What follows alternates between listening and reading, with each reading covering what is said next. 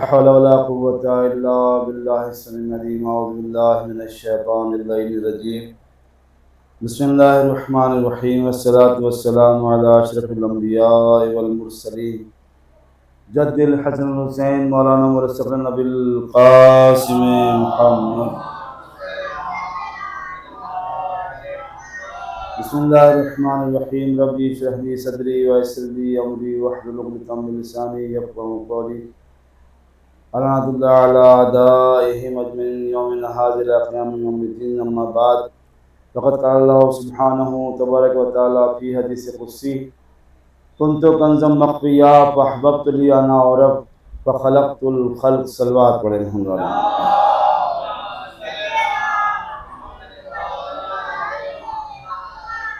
حضرات گرامی قدر، سوگوار مظلوم، خداوند عالم جو رحیم بھی ہے، کریم بھی ہے، اور جس نے بے شمار نعمتوں سے انسان کو نوازا بھی ہے.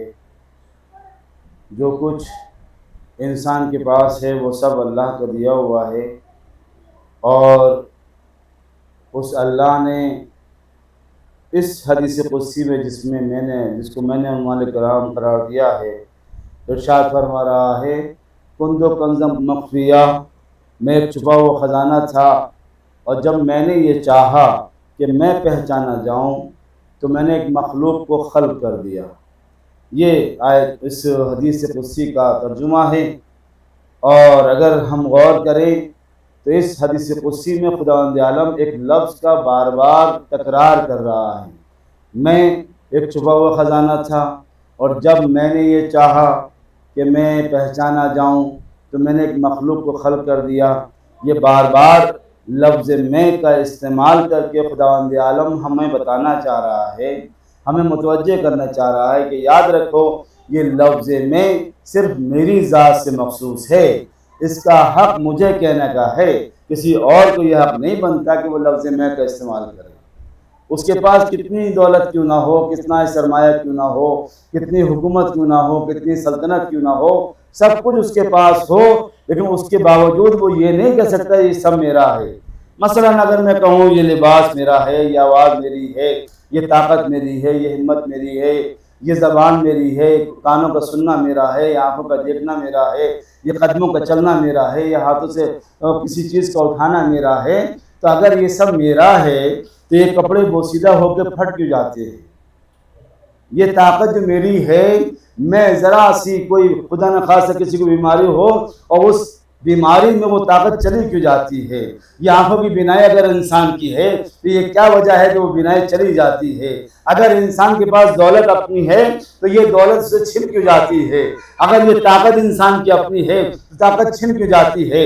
ان تمام چیزوں کا چھن جانا، ان تمام چیزوں کا ایک جگہ سے دوسری جگہ منتقل ہو جانا اس بات کا ثبوت ہے کہ یہ سب ہمارا نہیں ہے، بلکہ یہ اللہ کی نعمت ہے جو انسان کو دی ہوئی ہے. اب یہ انسان کا فریضہ ہے، وہ اگر اس کو نعمت کو نعمت سمجھ کر اس کو استعمال کرے گا تو یہ اللہ کا وعدہ ہے کہ وہ اس میں اضافہ کرتا چلا جائے گا. صلوات پڑھ دیں محمد علیہ.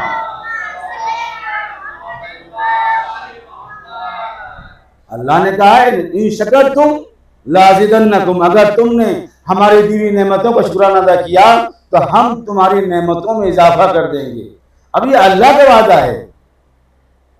غور کریں عزیزان گرامی، ہمارا اور آپ کے وعدے نہیں ہیں، اس لیے کہ ہمارے اور آپ کے وعدے جو ہوتے ہیں کسی وجہ سے ہوتے ہیں، کسی نسبت سے ہوتے ہیں.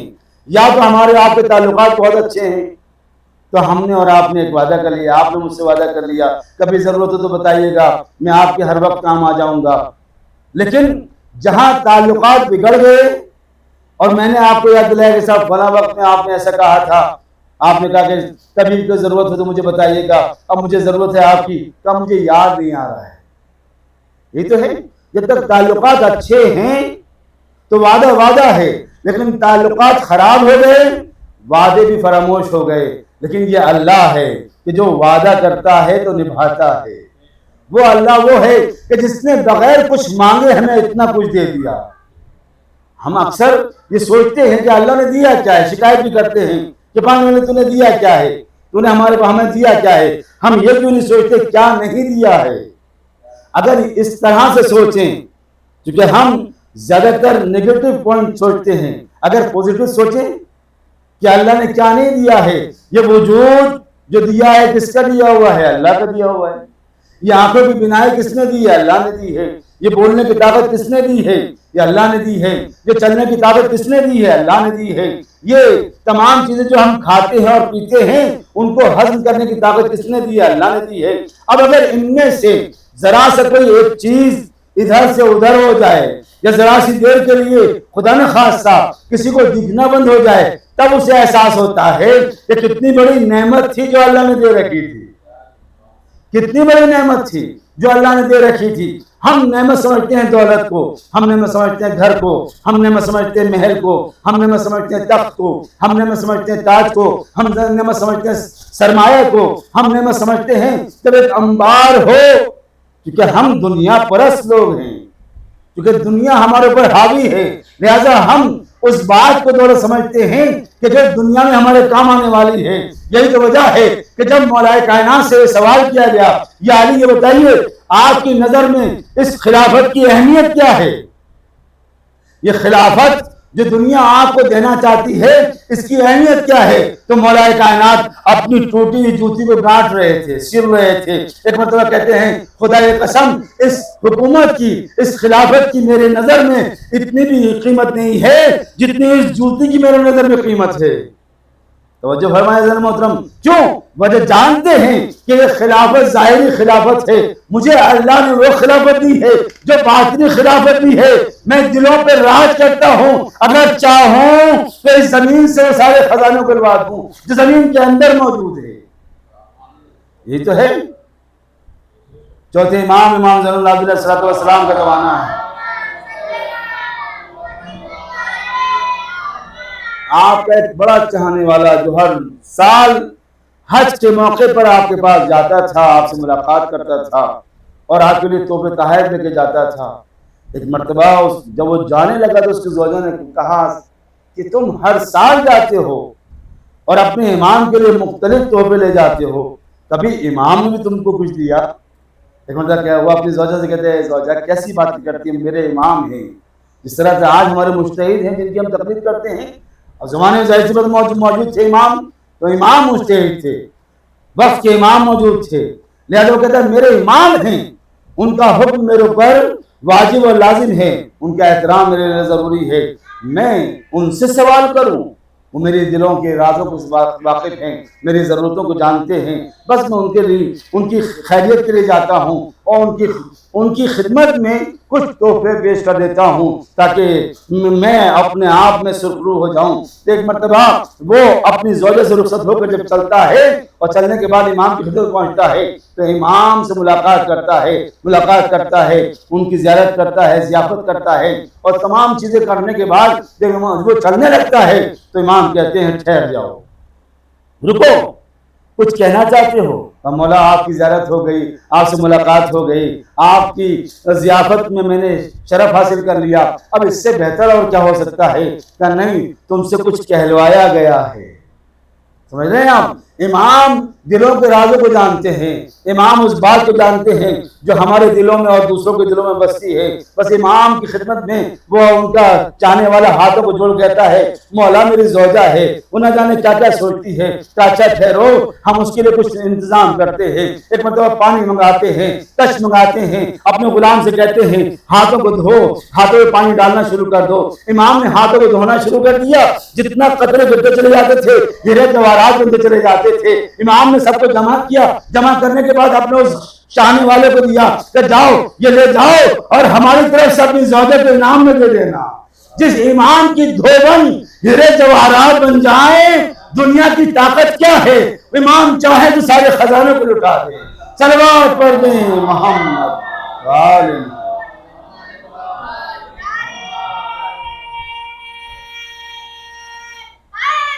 یا اندازہ کیا آپ نے؟ اللہ جب انسان اپنے آپ کو فنا فی اللہ کر دیتا ہے، یعنی اللہ کی یاد میں اپنے آپ کو فنا کر دیتا ہے، اللہ والا ہو جاتا ہے، اللہ کا ہو جاتا ہے، تو پھر اللہ بھی اس کی عظمتوں کو بڑھا دیتا ہے، اس کے مرتبے کو بڑھا دیتا ہے۔ حضرت محترم، دنیا میں نہ جانے کتنے ایسے لوگ ہیں کہ جن کی عظمتوں کو اللہ نے بڑھایا ہے۔ آپ دیکھیں آج کے دور میں اگر دیکھنا چاہیں تو ہمارے سامنے ان کو بہت سامنے کی دلیل موجود ہے۔ دنیا، وعلیکم السلام، تشریف لائیں، دنیا اپنے آپ میں یہ سمجھ رہی تھی کہ ہم سے زیادہ طاقت کسی کی نہیں ہے، ہم سے بڑی حکومت کسی کی نہیں ہے، ہم سے زیادہ سرمایہ کسی کے پاس نہیں ہے، ہم سے زیادہ فوج کسی کے پاس نہیں ہے، اور سامنے والا کیا ہے، جب چاہیں گے، جیسا چاہیں گے، جس طرح چاہیں گے اس کو مسمار کر دیں گے۔ حضرت محترم، بہت پرانا واقعہ ہے جو آپ کے سامنے عرض کرنا چاہتا ہوں۔ امام خمینی کا زمانہ ہے، انقلاب آ چکا ہے، اور انقلاب آنے کے بعد اب لوگ یہ چاہتے ہیں کسی طرح سے اس انقلاب کو دبایا جائے۔ خود تاریخ جو لکھتی ہے وہ کہتی ہے کہ جب وہ ابر قدرت، وہ عظیم طاقت جو دنیاوی اعتبار سے بڑی عظیم تھی اور بڑی عظیم سمجھی جاتی تھی، اس نے ایک پلان کیا، اور پلان کرنے کے بعد انہوں نے چاہا کہ کسی طرح سے ہم اگر ایران سے خمینی کو نکال دیں گے تو یہ انقلاب ختم ہو جائے گا، یہ انقلاب ختم ہو جائے گا۔ اب انہوں نے ایک پلان کیا، اور پلان کرنے کے بعد انہوں نے اپنے پائلٹس کو تیار کیا، پائلٹ کو تیار کیا، اور تیار کرنے کے بعد اس جیسے ایک جگہ ہے ایران میں حلب جو خشک ایک دم ریگستان ہے، وہاں پر ان کا پلان تھا کہ ہم وہاں جہازوں کو اتاریں گے، اور وہاں سے ہمارے فوجی موٹر سائیکل کے ذریعے، گاڑیوں کے ذریعے جائیں گے اور جا کے خمینی صاحب کو گرفتار کر کے لے آئیں گے، خاموشی سے کیپچر کر کے لے آئیں گے۔ اب اس جیسی جگہ میں انہوں نے تیاری شروع کی، ٹریننگ کرائی، اور سب کچھ کرانے کے بعد جب اپنے ان پائلٹس کو جہازوں کے ساتھ بھیجا، تو اگر آپ کو واقعہ یاد ہو کہ جب کل اس زمانے میں جب ابرہے کا دور تھا، اس نے خانہ کعبہ کو ڈھانے کے لیے اپنی ایک فوج تیار کی تھی۔ فوج کیا تھی؟ جو ریگستان میں کبھی وہ جانور نہیں آیا جس کو ہم ہاتھی کہتے ہیں، اس کی فوج تیار کی، ہاتھی کا لشکر لے کر آیا۔ کیوں آیا تھا؟ تاکہ ایک تو یہ ہو کہ ہمارا رعب، ہمارا دبدبا اتنا پڑ جائے کہ سامنے والا خود بخود پسپا ہو جائے، اور اس کے بعد جب اتنی بڑی طاقت اور اتنی بڑی ہم فوج لے کر جائیں گے تو سامنے والا ہمارا مقابلہ کیا کر پائے گا۔ لیکن اللہ نے دیکھا، آپ نے کیا اللہ نے کیا کیا، ایک چھوٹے سے پرندے کے ذریعے اس ابابیل کو بھیج کر ابرہے کے لشکر میں اسے نابود کر دیا، برباد کر دیا۔ 3 کنکریاں، پتھر بھی نہیں، 3 کنکریاں ان کے پاس تھی، ایک چونچ میں تھی، 2 پنجوں میں تھی، جس پر گرا دیا۔ قرآن کہتا ہے کعصف معقول، ہم نے چبائے ہوئے بھوسے کی طرح اسے کر دیا۔ یہ دیکھا آپ نے، یہ اللہ کی طاقت ہے۔ جب وہ اپنی طاقت کا استعمال کرتا ہے تو دنیاوی طاقتیں رکھی کی رکھی رہ جاتی ہے، اور خداوند عالم اپنا کام کر کے گزر جاتا ہے۔ صلوات پڑھ دیں محمد عالم۔ ایک مرتبہ فوج کے وہ خاص نمائندے جو تیاری سے آئے تھے، انہوں نے تیاری کی، اور تیاری کرنے کے بعد جب اس کے بعد وہ حلب پر آتے ہیں، اور وہاں آنے کے بعد جب اپنے جہازوں کو اتارتے ہیں تو اب نتیجہ کیا ہوتا ہے کہ ایک طوفان آتا ہے، ایک صحرا، اس ریگستان میں ایک طوفان آتا ہے، اور طوفان ایسا کہ اس طوفان کی اس آندھی کے اندر وہ تمام جہاز الجھ کر بالکل ویسے ہی جس طرح سے کل ابابیل کا لشکر آیا تھا، ہاتھیوں کا لشکر ابرہا لے کر آیا تھا اور ابابیل نے حملہ کیا تھا، اسی طرح سے وہاں پر ایک آندھی آتی ہے، طوفان آتا ہے، جس میں وہ الجھ کر ان کے سارے جہاز منجمد ہو جاتے ہیں، نیست نابود ہو جاتے ہیں۔ ایک جہاز بچتا ہے جو واپس جا کر خبر دیتا ہے کہ ایسا ہو گیا۔ وہاں کا کمانڈر کہتا ہے عجیب بات ہے، ہم اتنی پلاننگ کرتے ہیں، یہ خمینی تصویر گھما کے نہ جانے کیا کرتا ہے، یہ سارے پلاننگ کو فیل کر دیا کرتا ہے۔ جس کے ساتھ اللہ کی طاقت ہوتی ہے، دنیاوی طاقتیں اس میں کام نہیں کیا کرتی ہے، اللہ اس کو برباد میں سے نابود کر دیا کرتا ہے۔ صلوات پڑھ دیں محمد علی علی علی علی علی۔ توجہ فرمایا آپ نے، اللہ نے آج بھی ایک طاقت، ایک بڑی طاقتیں اور بہت ساری طاقتیں یہ کہہ رہی تھی کہ اب تمہیں ہمارے سامنے سرنڈر کر دینا چاہیے، ہمارے سامنے ہتھیار ڈال دینا چاہیے، حکومت چھوڑ دینی چاہیے، ملک چھوڑ دینا چاہیے۔ عزیز محترم، ملک چھوڑنا اتنا آسان نہیں ہے، ملک چھوڑ دینا اتنا آسان نہیں ہے۔ جس ملک کا محافظ اللہ ہو، جس ملک کو اللہ حفاظت کر رہا ہو، اور جس ملک کا رہبر کا تعلق اس اللہ سے اس طرح سے ہو کہ سارے معاملات وہ اللہ کے فیصلے پر چھوڑ دیتا ہے، تبھی تو اس نے آواز بلند کی۔ کس کی مجال ہے، کس کی ہمت ہے کہ جو ہمارے پر حملہ کر سکے؟ لیکن یاد رکھنا، اگر تم حملہ کرو گے تو اسی طاقت کے ساتھ تمہیں جواب بھی دیا جائے گا۔ یہ نہ سوچنا کہ ہم کمزور ہیں، اور دیکھا دنیا نے کہ کس طرح سے ان کو معافی مانگنا پڑی، کس طرح سے پیچھے ہٹنا پڑا، کس طرح سے لوگوں سے کہنا پڑا کہ کسی طرح سے ہمارے درمیان مصالحت کرا دو۔ دیکھ رہے تھے کل جو حال انہوں نے ان غریب، بے سہارا اور بے یتیم مسکین اور فلسطینیوں پر کیا تھا، ایران نے ان کے ساتھ ویسا ہی کر دیا۔ جب انہوں نے دیکھا کہ اب ہمارا تخت ہل رہا ہے، ہمارا تاج ہل رہا ہے، ہماری حکومت جا رہی ہے، عزیز محترم بس یہی عالم تھا فرعون کا۔ یہ کہتا تھا کہ انا ربکم الاعلی، میں تمہارا سب سے بڑا رب ہوں، میں تمہارا رب ہوں، میرے سامنے سجدہ کرو، میری حکومت کو مانو، مجھے خدا مانو۔ اللہ نے کس طرح سے انتظام کیا، کس طرح سے انتظام کیا؟ ایک موسیٰ کو بھیجا۔ موسیٰ کیا ہیں؟ موسیٰ وہ ہیں کہ جو اسی گھر میں پلے بڑے ہیں، اور ان کے پاس اسلحہ کیا ہے؟ ایک عصا ہے۔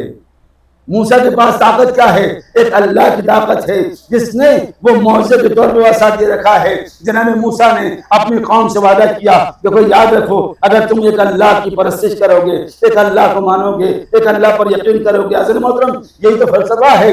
اگر انسان موحد ہو جائے، اگر انسان کے دل میں اللہ کا یقین پیدا ہو جائے، تو پھر دنیا کی طاقتیں ایک طرف، اللہ کو ماننے والا ایک طرف، کوئی طاقت اس کو ہلا نہیں سکتی، کوئی طاقت اس کے پیروں میں تذبذب پیدا نہیں کر سکتی۔ یہی وجہ ہے کہ جناب موسیٰ نے اپنی قوم کو ساتھ دیا، اپنی قوم سے وعدہ کیا کہ ہم تمہیں نجات دلائیں گے، لیکن شرط یہ ہے کہ تمہیں ایک خدا کو ماننا ہے، ایک خدا کی پرستش کرنی ہے۔ قوم تیار ہو گئی۔ اب جناب موسیٰ اپنی قوم کو لے کے چلے، اور چلے کے چلتے ہیں کہ سامنے دریائے نیل ہے، پیچھے فرعون کا لشکر ہے۔ اب جناب موسیٰ جب دریائے نیل قریب پہنچتے ہیں تو فرعون جناب موسیٰ کی قوم کہتی ہے، بنی اسرائیل کہتے ہیں، اے موسیٰ تم نے تو ہمیں پھنسا دیا، ہمیں اس طرح سے الجھا دیا، پیچھے فرعون کا لشکر ہے، سامنے دریائے نیل ہے، اب ہمارے نجات کا سامان کوئی نظر نہیں آ رہا ہے۔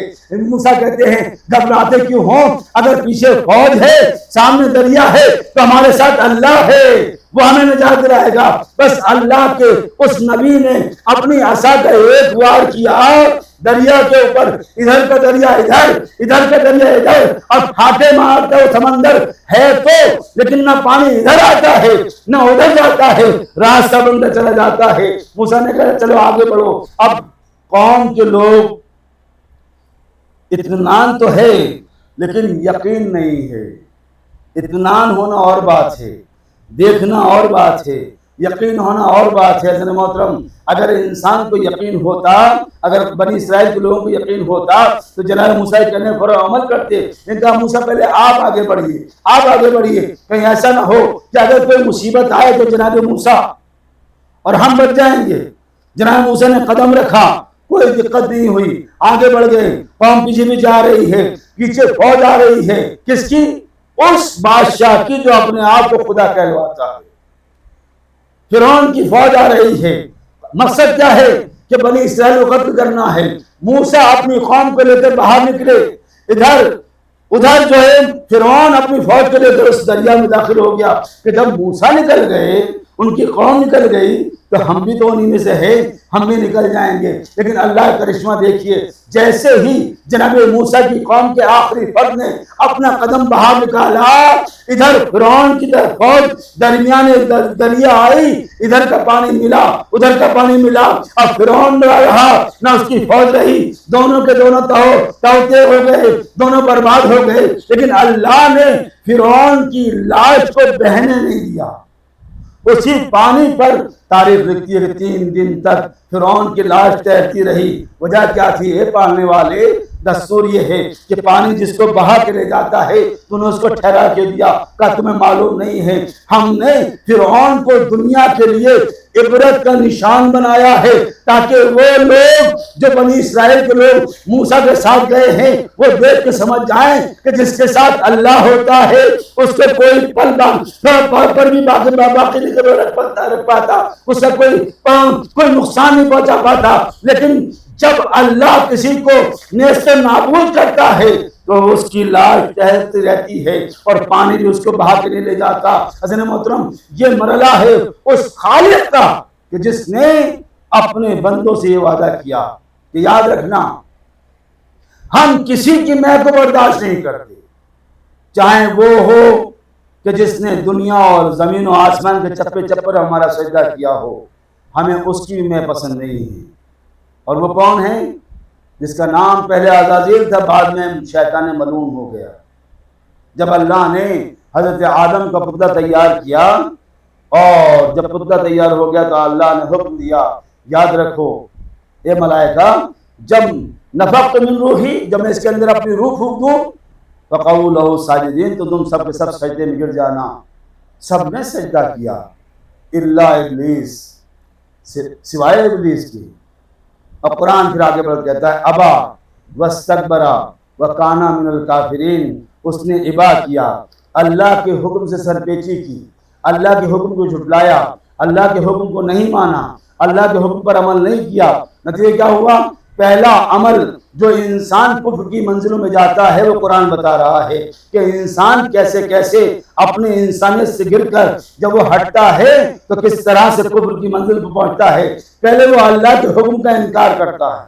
توجہ سے محترم، پہلے مرحلے میں اللہ کے حکم کا انکار کرتا ہے، واستکبر، اس کے بعد متکبر ہو جاتا ہے، اس کے اندر استکبار آ جاتا ہے، اس کے اندر انانیت آ جاتی ہے، اس کے اندر میں کا مادہ آ جاتا ہے. میں ہوں، میری طاقت ہے، میرا پیسہ ہے، میری دولت ہے، میرا سرمایہ ہے، میری حکومت ہے، میرا تخت ہے، میرا تاج ہے، میری فوج ہے. یہ میں جو آتا ہے بس یہی انسان کی بربادی کا سبب بن جاتا ہے. جب انسان میں کرتا ہے تو اللہ کہتا ہے ٹھیک ہے، تم میں کا لفظ استعمال کر رہے ہو، ہم تمہاری میں کو توڑ کر دکھائیں گے. اس شیطان نے بھی کہا پالنے والے، تو نے مجھے آگ سے پیدا کیا ہے، آدم کو مٹی سے پیدا کیا ہے. اللہ نے کہا تمہیں یہ اختیار کس نے دے دیا کہ تم لفظ میں کا استعمال کرو، نکل جاؤ میری بارگاہ سے. یہ پہلی فرد تھی جس کو اللہ نے میں کی بنا پر اپنی بارگاہ سے نکالا ہے. حضرت محترم یاد رکھیں، اللہ کو یہ صفت کسی کی پسند نہیں ہے، چاہے وہ فرشتہ ہو، چاہے وہ نبی ہو، چاہے وہ ایسا کہ جس نے دنیا اور زمین و آسمان کے چپے چپے پر سجدے کیے تھے. وہ یہ بھی کہتا تھا پالنے والے مجھے مہلت دے دے تو میں پھر دوبارہ تیری عبادت کروں گا. لیکن جب اللہ کی بارگاہ سے نکلا، ایک مرتبہ اللہ کی بارگاہ سے نکلنے کے بعد کہتا ہے پالنے والے میں نے جو عبادتیں کی ہیں ان کا صلہ کیا ہے؟ اب اس سے کیا نتیجہ نکلتا ہے؟ یعنی اگر ہم نمازیں پڑھ رہے ہیں، اگر ہم روزے رکھ رہے ہیں، اگر ہم ریاضتیں کر رہے ہیں، اگر ہم دعائیں پڑھ رہے ہیں، اگر ہم قرآن پڑھ رہے ہیں، تو ہمیں اپنے اوپر فخر نہیں ہونا چاہیے، بلکہ اللہ کی بارگاہ میں یہ دعا کرنا چاہیے پالنے والے ہماری نمازوں قبول کر لے، ہماری عبادتوں قبول کر لے، ہماری دعاؤں قبول کر لے، ہمارے قرآن کی تلاوت قبول کر لے. اس لیے تاکہ کہیں ذہن میں ہمارے غرور پیدا نہ ہو جائے، تکبر پیدا نہ ہو جائے. اور یہی ہوا کہ جب شیطان کو نکالا گیا تو اس نے اپنی عبادتوں کا عوض مانگا. اللہ نے کہا جو چاہے مانگ لے. کیا اللہ کو معلوم نہیں تھا کیا مانگنے والا ہے؟ اگر اللہ، ہم ظاہر سی بات ہے ہم سب جانتے ہیں کہ اللہ عالم الغیب ہے، جو قرآن کہہ رہا ہے جب اللہ غیب کا علم رکھتا ہے تو اس کو یہ بھی معلوم تھا کہ یہ اگلے مرحلے میں کیا کہنے والا ہے، یہ کیا مانگنے والا ہے. تو اللہ نے اتنی اجازت کیوں دے دی کہ جو چاہے مانگ لے، اور اس نے وہی جو چاہا تو وہ مانگ لیا. پالنے والے مجھے قیامت تک کی زندگی دے دی. اللہ نے کہا ٹھیک ہے دے دی. یہ پالنے والے جو تجھے معلوم تھا کہ قیامت کی زندگی مانگنے کے بعد تیرے بندوں کو بہکائے گا، تیرے بندوں کو راستے سے ہٹائے گا، تو کیوں قیامت تک کی زندگی دے رہا ہے؟ جب نہیں اللہ آواز ہے جو میرا بندہ ہوگا وہ میرے راستے سے بھٹکے گا نہیں، میرے راستے کو چھوڑ کے جائے گا نہیں. بس یہی بات اس نے شیطان نے بھی کہی تھی. اے پالنے والے اب جب تو نے مجھے قیامت تک کی زندگی دے دی ہے تو میں تیرے راستے میں بیٹھ کر سامنے سے، پیچھے سے، دائیں سے، بائیں سے تیرے بندوں کو بہکاؤں گا۔ اللہ نے کہا تو صحیح، اے شیطان، اگر تو میرے بندوں کو دائیں سے، بائیں سے، سامنے سے، پیچھے سے بہکائے گا تو ابھی بھی دو راستے میرے پاس بچے ہیں۔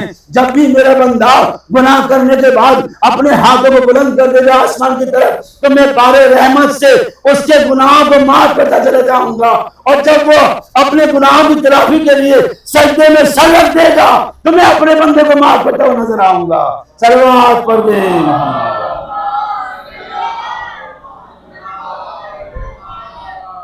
یہ اللہ کا کرم، یہ اللہ کی مہربانی کہ آپ دیکھتے ہیں، ہم لوگ سبھی دیکھتے ہیں اپنی زندگی میں لاکھ غلطیاں، لاکھ لغزشیں، لاکھ نمازیں چھوٹ جائیں۔ کیا کبھی آپ نے دیکھا کہ جو نمازی ہو، مستقل نمازیں پڑھتا ہو، بے حد اللہ کا ماننے والا ہو، بے حد ہر بات پر، ہر قول پر اور ہر حکم پر اللہ کے عمل کر رہا ہو، اور مومن ہر معنی میں مومن ہو، اگر بارش ہو رہی ہو تو صرف مومن کے گھر میں بارش ہو رہی ہو، باقی لوگوں کے گھر پر بارش نہ ہو رہی ہو، اگر ٹھنڈی ہوا چل رہی ہو تو صرف نمازیوں کے ہاں وہ ٹھنڈی ہوا پہنچ رہی ہو، باقی کسی کے ہاں نہ پہنچ رہی ہو۔ نہیں، ایسا کبھی نہیں ہوتا۔ جب اللہ کی ہوا چلتی ہے، ٹھنڈی ہوائیں چلتی ہیں تو اس کے ہاں بھی جاتی ہیں جو اس کو مانتا ہے، اس کے یہاں بھی جاتی ہے جو اس کو نہیں مانتا ہے۔ آخر ایسا کیوں ہے؟ اس لیے کہ اللہ رحمان بھی ہے، اللہ رحیم بھی ہے۔ رحمان وہ سب کے لیے ہے، اپنی ساری مخلوق کے لیے رحمان ہے، اور اپنے خاص بندوں کے لیے رحیم ہے۔ حضرت محترم جناب موسیٰ نے ایک زمانے تک اپنی قوم کی ہدایت کی، اور ہدایت کرنے کے بعد جو لوگ ہدایت یافتہ ہو گئے اور جنہوں نے آپ کی بات پر عمل نہیں کیا، اب جناب موسیٰ نے دل برداشتہ ہو کر، تھک کر، ہار کر اللہ کی بارگاہ میں بددعا کے لیے ہاتھ اٹھا دیے۔ اے پالنے والے، تیری یہ امت، میری امت جو ہے، یہ قوم نابکار جو ہے، یہ میرے کہنے پر عمل نہیں کرتی ہے۔ تو اللہ نے کہا ٹھیک ہے موسیٰ، ہم اس پر عذاب نازل کریں گے۔ اور اس کے بعد اللہ نے ایک حکم اور دیا موسیٰ کو، اے موسیٰ ایک کام کرو۔ پالنے والے حکم دے کہ ایک چند برتن مٹی کے تیار کرو۔ جناب موسیٰ نے وہ چند مٹی کے برتن تیار کیے۔ جب برتن تیار، اب توجہ فرمائیں، اللہ اپنی مخلوق کو کتنا چاہتا ہے، کتنی محبت کرتا ہے، اور وہ کیوں ہمارے گناہوں سے گریز کرتا ہے، ہمیں کیوں موقع دیتا ہے کہ ہم گناہوں سے تلافی کر لیں، گناہوں سے معافی مانگ لیں۔ یہ شیطان کا عمل ہے کہ جو ہمیں گناہوں سے معافی مانگنے سے روکتا ہے، کیونکہ وہ چاہتا یہی ہے کہ ہم اس مومن کے دل میں جب یہ چاہے کہ اپنے گناہ سے معافی مانگے تو ہم اس کے دل میں وسوسہ پیدا کر دیتے ہیں، تاخیر پیدا کر دیتے ہیں، تاکہ جتنا تاخیر سے یہ اپنے گناہ سے معافی مانگے گا اتنا ہی ہمارا کام بڑھتا چلا جائے گا۔ اب جناب موسیٰ نے برتن تیار کر لیے تو اللہ نے کہا موسیٰ ان کو سکھا لو، دھوپ میں سکھا لیا۔ جب سوکھ گئے تو اللہ نے کہا اب ان کو آگ میں پکا دو۔ جناب موسیٰ نے مٹی کے برتن کو آگ میں پکا دیا۔ جب پک گئے، تیار ہو گئے، تو اب اللہ نے کہا اے موسیٰ اب ان میں سے ایک برتن توڑ دو۔ جناب موسیٰ نے اللہ کے حکم پر عمل کیا، اس میں سے ایک برتن توڑ دیا۔ پھر اس کے بعد اللہ نے کہا اچھا موسیٰ دوسرا برتن توڑ دو۔ موسیٰ نے دوسرا برتن توڑ دیا۔ پھر اللہ نے حکم دیا موسیٰ تیسرا برتن توڑ دو۔ تیسرا برتن توڑ دیا۔ ایک ایک کر کے جب سارے برتن ٹوٹ گئے اور اللہ کے حکم سے جناب موسیٰ نے توڑ دیا، ایک مرتبہ ہاتھوں کو جوڑا، پالنے والے جب تو نے بنوائے تھے یا جب تجھے توڑوانے ہی تھے تو بنوانے کی ضرورت کیا تھی؟ توجہ سے گرامی، اے اللہ جب تجھے برتن پکوا کر، سکھوا کر، آگ میں جلوا کر، بنا کر تیار ہونے کے بعد توڑوانے ہی تھے تو تجھے بنوانے کی ضرورت کیا تھی؟ کیا اے موسیٰ چند برتن تم نے مٹی کے بنائے، ان کو سکھایا، اس میں محنت کی، اس کو پکایا اور پکانے کے بعد اس کو توڑ دیا تو تمہیں اتنا رنج ہو رہا ہے، اتنی تکلیف ہو رہی ہے، ذرا مجھ سے پوچھو کہ تم نے بددعا کے لیے ہاتھ اٹھایا ہے کہ اس قوم کو برباد کر دے، اس پر اپنا عذاب نازل کر دے۔ اے موسیٰ یہ میری قوم ہے، میں نے ان کو پیدا کیا ہے، لیکن تم نے چونکہ کہا ہے لہذا تم میرے نبی ہو، تمہاری بات پر عمل ہوگا۔ تو اللہ اپنی مخلوق کو جتنا چاہتا ہے، اور اسی لیے اس نے موقع دیے ہیں توبہ کرنے کے، اس نے موقع دیا ہے معافی مانگنے کا، اس نے موقع دیا ہے نماز پڑھنے کا، یہ تمام طریقے اس لیے ہے تاکہ انسان اپنے گناہوں سے توبہ کر لے۔ یہی وجہ ہے کہ جو روایتیں ہمیں سہارا دیتی ہیں کہ جب انسان گناہ کرتا ہے اور وہ فرشتہ جو گناہ لکھنے کے لیے بیٹھا ہوا ہے وہ چاہتا ہے کہ اس کے گناہ کو لکھ لے، تو اللہ کہتا ہے ٹھہر جاؤ، ابھی نہ لکھو۔ وہ فرشتہ رک جاتا ہے، اور وہی انسان جب کوئی نیک کام انجام دیتا ہے اور وہ فرشتہ جو نیک لکھنے والا ہے وہ جب اس کو حکم دیتا ہے فوراً لکھ لو، فرشتے جب یہ ماجرا دیکھتے ہیں تو آواز دیتے ہیں پالنے والے، یہ کیا ماجرا ہے؟ اس نے گناہ کیا تو نے لکھنے سے منع کر دیا، اور جب اس نے نیک کام کیا تو نے لکھنے کا حکم دے دیا فوراً لکھ لو، کہ جو میں جانتا ہوں تم نہیں جانتے، یہ میرا بندہ ہے، میری مخلوق ہے، میں نے اس کو پیدا کیا ہے، میں اس کی کن سے واقف ہوں، میں اس کی اصل سے واقف ہوں، اس کا مزاج کیسا ہے، اس کا ذہن کیسا ہے، اس کی فکر کیا ہے، اس کا دماغ کیا ہے، مجھے معلوم ہے۔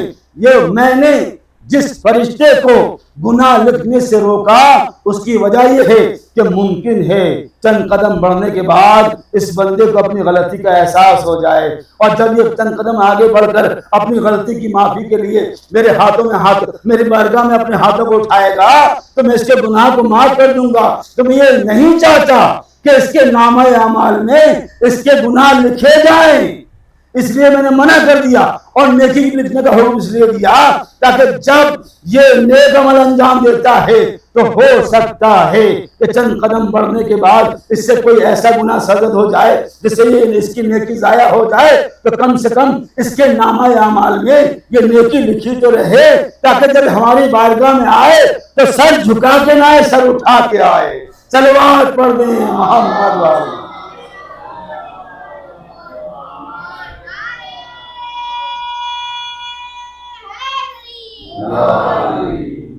تو یہ وہ اللہ کی ذات ہے کہ جو اپنے بندوں کو اس طرح سے چاہتا ہے، اور اللہ کا یہ حکم کہ خبردار لفظ میں کا استعمال نہ کرنا، لفظ میں ہمیں پسند نہیں ہے، لفظ میں اگر مختص ہے تو ہماری ذات سے ہے۔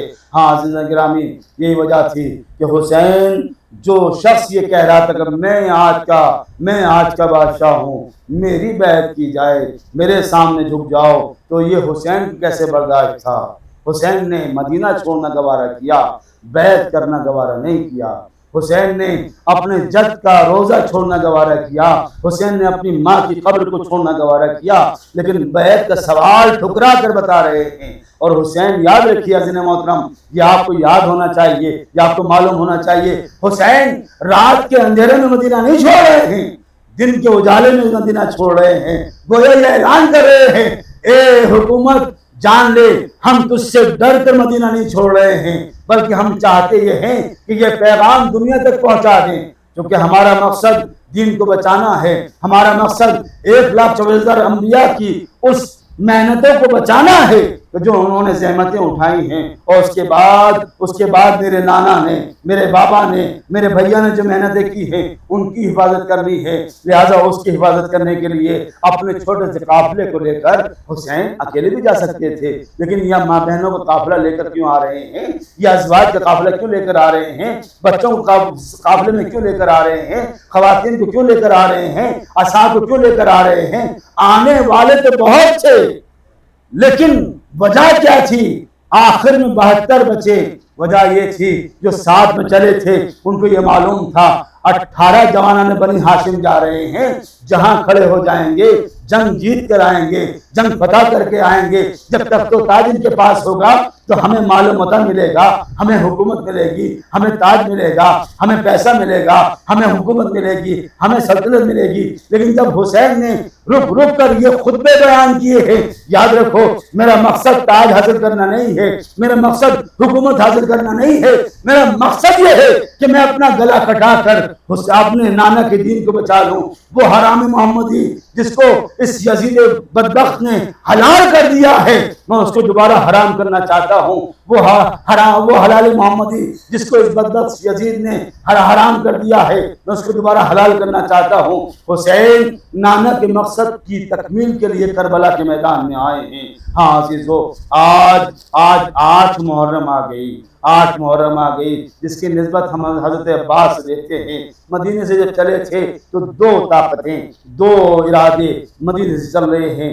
ایک وہ ہے کہ جو دین کا رکھوالا ہے، ایک وہ ہے جو فوج کا سپہ سالار ہے، فوج کا لمبردار ہے۔ دین کا رکھوالا مدینے سے چلتا ہے، مکہ آتا ہے، دین کے احکامات کو جاری کرتا ہے، سب اس کے حکم پر عمل کرتے ہیں۔ جب یہی دین کا رکھوالا جناب عباس کو حکم دیتا ہے کہ اب مکہ چھوڑ کر ہمیں آگے بڑھنا ہے، تو اپنی فوج کو حکم دیتے ہیں اب آگے بڑھ جاؤ۔ ہاں عزیزو، لیجیے کربلا آ گئی۔ کربلا کے میدان میں آنے کے بعد 3 محرم کو والد کربلا ہو گئے۔ والد کربلا ہونے کے بعد حسین کے خیمے جب لگ گئے دریائے کنارے تو ایک مرتبہ انہی خیموں کو لے کر تلوار کھنچ جاتی ہے، پانی کے سوال پر تلوار کھنچ جاتی ہے۔ لیکن دین کا رہنما جو ہے وہ کہتا ہے ہمیں پانی پر جنگ نہیں کرنی ہے، اس لیے کہ تاریخ لکھنے والے یہ نہ لکھیں کہ جنگ جو ہوئی تھی حسین اور یزید کے درمیان پانی کو لے کے جنگ ہوئی تھی، بلکہ حسین یہ کہہ رہے ہیں ہم دین کو بچانے کے لیے آئے ہیں، لہذا جنگ ہو تو دین کی محافظت کے لیے ہو۔ اللہ اکبر۔ لہذا حکم دیتے ہیں، دین کا رکھوالا حکم دیتا ہے کہ عباس خیموں کو ہٹا لے۔ فوج کا لمبردار خیموں کو ہٹا لیتا ہے۔ تمام زحمتوں کے بعد، تمام اپنے جذبات کو قابو کرنے کے بعد جناب عباس نے اس خیموں کو ہٹا تو لیا، لیکن ایک مرتبہ جب انہی خیموں سے الاتش کی آوازیں آنے لگی، پانی کی آوازیں آنے لگی، ایک مرتبہ عباس ہے کہ جو ہاتھوں کو جوڑ کر مولا حسین کے پاس آتے ہیں، اے آقا اب تو مجھے مرنے کی اجازت دے دیجئے۔ ایک مرتبہ حسین نے عباس کے چہرے پر نظر ڈالی اور نظر ڈالنے کے بعد کہتے ہیں بھیا کس طرح سے مرنے کی اجازت دوں، تم تو میرے لشکر کا لمبردار ہو، تم تو میرے فوج کا لمبردار ہو۔ عباس کہتے ہیں اے آقا وہ فوج کا رہی، وہ لشکر کا رہا جس کا میں لمبردار تھا۔ ایک مرتبہ حسین نے جب اسرار دیکھا، ایک مرتبہ کہتے ہیں اچھا عباس اگر تم میدان کارزار میں جانا چاہتے ہو تو پہلے بچوں کے لیے پانی کی سبیل کر دو۔ لیجیے جیسے عباس کی اجازت ملی، عباس جاتے ہیں، خیمے حسینی کے پاس جاتے ہیں، آواز دیتے ہیں سکینہ، اے سکینہ مشکیزہ لے کر آؤ، ہم تمہارے لیے پانی کی سبیل کرنے جا رہے ہیں۔ بس جیسے ہی سکینہ نے آواز سنی کہ میرا چچا ارے پانی لینے جا رہا ہے، ایک مرتبہ دوڑ کے جاتی ہے، چونکہ وہ مشکیزوں کو لا کر جناب عباس کے علم میں باندھ دیتی ہے۔ جناب عباس کے علم میں مشکیزہ بندھا، اب عباس چلنا چاہتے ہیں۔ ایک مرتبہ حسین نے عباس کو روکا، علم کو جھکایا، پھرے پہ جو لکھا تھا اس کو مٹایا اور اس کے بعد کچھ اور لکھا۔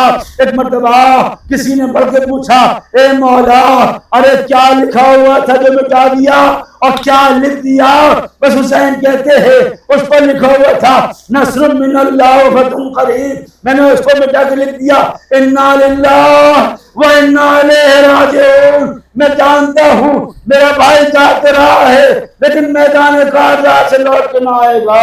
لیکن عباس کربلا کے میدان میں آ گئے، جنگ کے جوہر دکھا رہے ہیں۔ جنگ کے جوہر کیا ہے؟ ایک نیزہ ہاتھ میں ہے، فوج کی طاقت نہیں ہے کہ عباس کا مقابلہ کرے۔ عباس نے مشکیزے کو بڑھا، اب جو چلنا چاہا تو ایک بازو قلم ہوا، دوسرا بازو قلم ہوا، مشکیزے کو اپنے سینے کے نیچے دبا کر اپنے رہوار سے کہتے ہیں اے رہوار اتنا کر دے کہ میں کسی طرح سے خیام حسینی تک پہنچ جاؤں۔ میں نے اپنے بھتیجے سے وعدہ کیا تھا کہ میں پانی لے کر آؤں گا، میں اس کا وعدہ پورا کر دوں، لیکن ایک تیر چلاؤ اور آ کے مشکیزے میں لگا۔ بس جیسے ہی مشکیزے سے پانی بہا، عباس کی ساری امیدیں بہ گئی۔ ایک مرتبہ رہوار سے کہتے ہیں اے رہوار اپنا رخ موڑ لے۔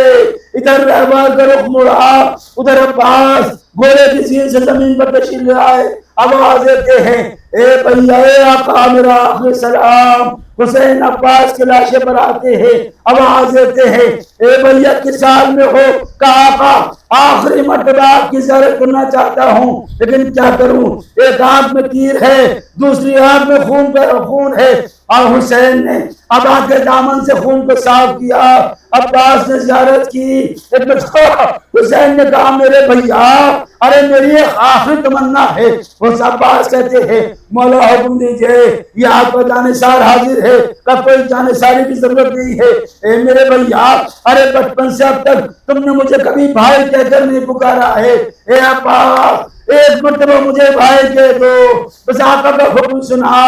عباس نے حسین کے بھیا کہا، آپ کی قبر سے سری سرو پرواز کر گئی۔ عباس کے لاشے کو کربلا کے میدان میں چھوڑ کر حسین علم کو لے کر سکینہ کے پاس آتے۔ سیعلم الذین ظلموا ایام منقلب ینقلبون انا للہ و انا الیہ راجعون رضم بقضائہ و تسلیما لامرہ۔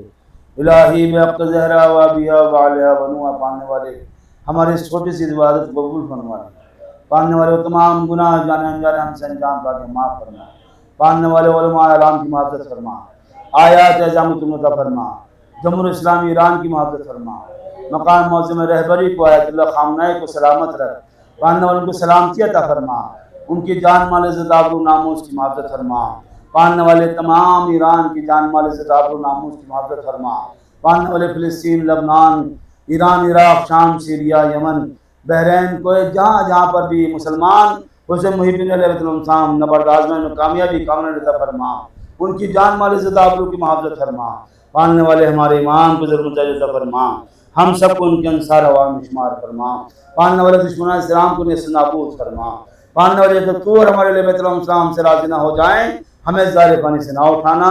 ربنا تقبل منا انک انت السمیع العلیم، ماتم حسین۔